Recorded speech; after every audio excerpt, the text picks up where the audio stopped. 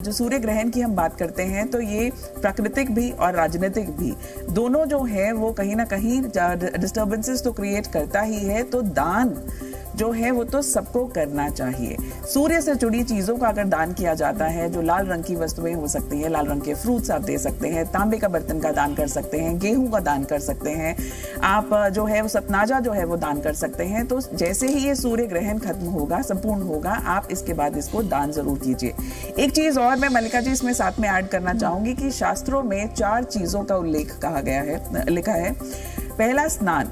अब स्नान हम सब करके ही यहाँ पहुंचे हैं, लेकिन सूर्य ग्रहण के बाद भी स्नान का जो है वो महत्व बताया गया है।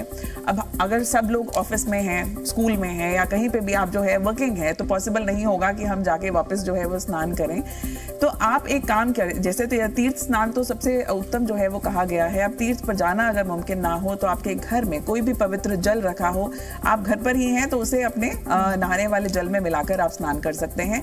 नहीं तो थोड़ा सा गंगा जल ऑफिस में भी कैरी कर सकते हैं। जब जो है वो सूर्य ग्रहण का समापन हो जाता है तो आप उसे अपने ऊपर छिड़काव कर सकते हैं। ये भी पॉसिबल ना हो तो नॉर्मल पानी लीजिए। जैसा राखी जी ने कहा कि नल का पानी भी जो है वो आप ले सकते हैं। किसी भी मंत्र का आप जो है वो जाप करते हुए, गायत्री मंत्र का जाप कर सकते हैं, ओम नमः शिवाय का जाप कर सकते हैं, उसे हाथ में लेकर उसे छिड़काव कर सकते हैं। दूसरा है जप। अब जप जो है वो जरूरी नहीं, ध्यान बहुत इंपॉर्टेंट होता है जब भी हम ग्रहण की बात करते हैं। अब अगर आप वर्किंग हैं तो क्या करें, पॉसिबल है तो किसी भी मंत्र का जो आसानी से आप कह सके, ओम नमः शिवाय का जाप भी आप कर सकते हैं, गायत्री मंत्र का जाप भी कर सकते हैं। होता क्या है, मैं पर्टिकुलर नंबर कभी भी नहीं बोलती कि इतनी बार कीजिए ही कीजिए, क्योंकि हम वो काउंटिंग में ज्यादा अपने आप को व्यस्त कर लेते हैं। और मेरा ये मानना है कि जब वो देता बेहिसाब है तो हम ऐसा क्यों है कि उसका नाम भी गिन गिन कर क्यों ना ले। जी, और मनीषा जी माफ कीजिएगा, आपको रोक रही हूँ। जहाँ शेयर मार्केट में अगर उथल पुथल होगी तो ये नहीं कह रहे कि भारत की शेयर मार्केट में ही उथल पुथल होगी। ग्लोबल मार्केट्स की जब हम बात करते हैं तो जब आर्थिक स्थिरता अगर ग्लोबल मार्केट में नहीं रहेगी या कहीं ना कहीं फाइनेंसेस ग्लोबली जो है वो अफेक्ट हो रहे होंगे, तो ऐसा कैसे हो सकता है कि हमारे देश पर प्रभाव ना हो। दूसरी चीज, कभी भी कोई एक प्लैनेट किसी पूरे इफेक्ट के लिए जो है वो जिम्मेदार नहीं ठहराया जा सकता। सूर्य को सोर्स ऑफ लाइफ कहा जाता है। हर प्लैनेट को रोशनी जो है वो सूर्य से मिलती है। तो जब हम इस बार की बात कर रहे हैं तो मेष राशि के अंदर उन्होंने बहुत क्लैरिटी से बताया कि सूर्य, चंद्र, राहु, बुध जो है वो इकट्ठे जो है युति बनाकर बैठे हुए हैं। शनि की जो है वो उस पर तीसरी दृष्टि पड़ रही है। हम जुपिटर की बात करें, गुरु की बात करें, तो गुरु अपनी राशि के जरूर हैं, लेकिन सूर्य, राहु और शनि के बीच जो है वो कहीं ना कहीं पिस रहे हैं। अब 2 दिन बाद ही सही 22 अप्रैल को जो है वो उनका राशि परिवर्तन भी होगा। गुरु जो है वो गंडांत भी है, जब जल राशि से अग्नि राशि की ओर जाएंगे तो कहीं ना कहीं उनकी भी वो पावरलेस सा जो है वो फील करते हैं। तो ये इफेक्ट डायरेक्टली ना सही, इनडायरेक्टली तो होता है। एक छोटे से एग्जाम्पल के साथ मैं और कहूंगी कि कोविड कहाँ से शुरू हुआ, कहां पर पहुंचा, लेकिन जब इफेक्ट की बात आती है, मदद करने की बात आती है, तो हमारे अपने देश ने कितने देशों को वैक्सीन जो हैं वो प्रोवाइड की हैं। तो इसलिए जब सूर्य को एस्ट्रोलॉजी में करिश्मा जी ने भी बताया कि पिता का कारक कहा गया है, स्पाइन का कारक कहा गया है, हार्ट का कारक कहा गया है, कॉन्फिडेंस, ऊर्जा, इतनी सारी चीजों के लिए जाना जाता है। और जब पिता कष्ट में हो तो औलाद कहीं भी क्यों ना हो परेशान जरूर होती है। इसलिए प्रेयर्स का, जाप का महत्व अपने आप में बहुत बड़ा है। ठीक है। और प्रतीक जी की बात से ही कुछ ऐड करते हुए कि हमने भी जो सीखा अपने घर से सीखा। कि रोजाना मंदिर जाना है या इस पर्टिकुलर दिन हमें मंदिर जाना है, तो उसी तरीके से बच्चों की, मुझे लगता है सबसे पहले उनकी क्यूरियोसिटी को खत्म नहीं करना चाहिए।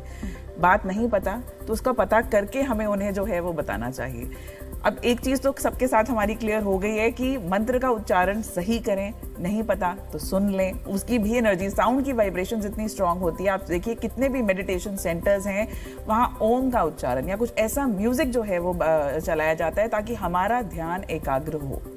2 बातें मैं और ऐड करना चाहूंगी क्योंकि हम सूर्य ग्रहण की चर्चा कर रहे हैं। सूर्य ग्रहण जो है वो अमावस्या तिथि को लगता है। तो हम जब अमावस्या की बात कर रहे हैं तो हम दान की भी बात करते हैं। और आप देखिए कि हमारे इंटीरियर्स की कहिए या हमारी दादी नानी की बात कहें, बहुत से लोग आज भी नित्य रूप से हर अमावस्या दान करते ही करते हैं। अब ये क्या, इससे क्या होता है कि हमने बचपन से सुना है कि अमावस्या की तिथि पर दान जरूर करना चाहिए, पितृदोष से जो है वो छुटकारा मिलता है। तो सिर्फ ये ना सोचकर कि मेरी कुंडली में पितृदोष है नहीं है, पर हमारे जो घर के बड़े हैं वो नित्य रूप से जो है वो दान करते आए हैं। हैं ताकि कहीं ना कहीं हमारी जो जनरेशन को पितृदोष से जो है वो छुटकारा मिल जाए। दूसरी चीज, आज गुरुवार का दिन है। जब मंत्र हमें नहीं पता होता तो हम गुरु से लेते, गुरु जो है वो दिशा दिखाते हैं कि जिंदगी में आपको मार्ग जो है वो कैसे चुनना है, कैसे आगे बढ़ना है। तो ओम गुरुवे नमः का जाप भी अगर किया जाए वो भी अपने आप में बहुत ही शुभ माना जाता है। और मनीषा जी, आपके पास मानना चाहूंगी, बहुत अच्छी बात उन्होंने कही कि अगर उतना स्ट्रांग नहीं है तो आप कर सकते हैं, यानी कि एक उम्मीद है। वो उम्मीद आप दर्शकों को बताइए किस तरह से मजबूत किया जा सकता है सूर्य को। देखिए, सूर्य को सिर्फ आज का दिन नहीं बल्कि वैसे भी जो है मजबूत इसलिए करना जरूरी है क्योंकि सूर्य जो है वो हमारे कॉन्फिडेंस का, हमारे मान सम्मान का, हमारी स्पाइन का, हमारी राइट आई का, हमारी हड्डियों का, हमारे हृदय का, इतनी पिता का, सरकार का, इतनी चीज़ों का जो कारक हो। और सूर्य को सोर्स ऑफ लाइफ कहा जाता है। सारी क्रिएशन सूर्य ही है जो सारे प्लैनेट्स को जो है वो लाइट देते हैं, प्रकाश देते हैं, बल देते हैं। तो वहाँ उन्हें तो जो है वो सिद्ध करना सबसे पहले ज़रूरी है ही। जब हम बात कर रहे हैं सूर्य ग्रहण की तो पहले इसे भी समझ लें कि ये जो ग्रहण है वो मेष राशि में लग रहा है, अश्विनी नक्षत्र में लग रहा है। 4 ग्रहों की जो है वो मेष राशि में युति बन रही है। सूर्य, राहु, चंद्र और बुध इकट्ठे आ रहे हैं। शनि की तीसरी दृष्टि पड़ रही है। वहीं अगर हम जुपिटर की बात करें, गुरु की बात करें, तो वो सूर्य, राहु और शनि के बीच जो है वो कहीं ना कहीं पिस रहे हैं। 2 दिनों बाद ही जो है वो उनका भी राशि परिवर्तन होगा।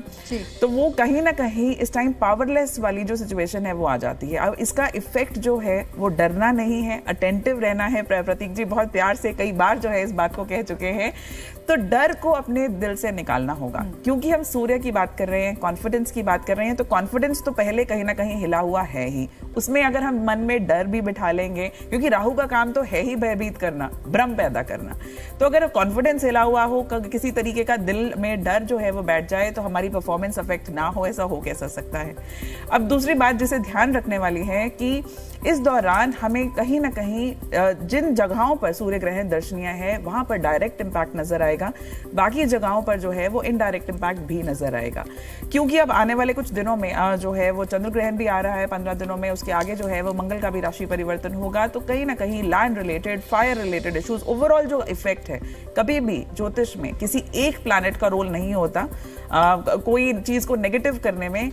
कई चीजों का जब स्थितियां बहुत अच्छी ना हो तब मिलकर ऐसा इफेक्ट आता है। तो राजनीति पर, प्रकृति पर कोई स्पिरिचुअल लीडर जो है वो शोक या चर्चा का विषय जो है वो बन सकते हैं। वहीं कहीं ना कहीं राजनीति से जुड़ा किसी नेता अभिनेता की हमें सैड न्यूज सुनने को मिले, किसी चर्चा का विषय जो है वो बन जाए। साउथ में टुवर्ड्स गुजरात या टुवर्ड्स जो ईस्ट साइड है वहां पर भी हलचल हो सकती है। फायर एक्सीडेंट्स, वोल्केनिक एरप्शंस, विस्फोटक चीजें जो है वो नजर आ सकती हैं।